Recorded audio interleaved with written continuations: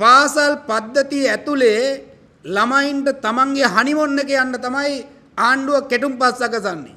ඒක තමයි සභානායක කියන්නේ කොණ්ඩම් එකක් බෙදලා නීතියෙන් නිදහසුත් කරලා අතට රුපියල් 5000කුත් දෙන්න කියලා. ඇත්තටම අපිට සැක උපදිනවා ඔවුන්ගෙන් උපන්න දරුවෝ ඔවුන්ට ඉන්නවද කියලා. ලේ කකියන්න එපයි.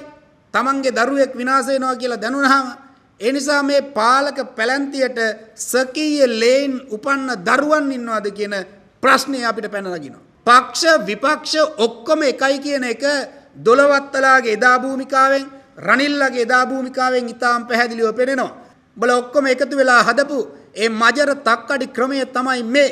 ඒ නිසා පුළුවන් නම් බෝඩ් එකක් අරගෙන එළියට බහැපල්ලා පක්ෂයේ මතය කියපල්ලා මේ සමලිංගික විවාහ නීති අනපනත් වලට අපි විරුද්ධයි කියලා. අවුරුදු 16 දරුවෝ මේ ලිංගික ක්‍රියාකාරකම් වල යෙදෙනවට ඉඩ හදන එකට විරුද්ධයි කියලා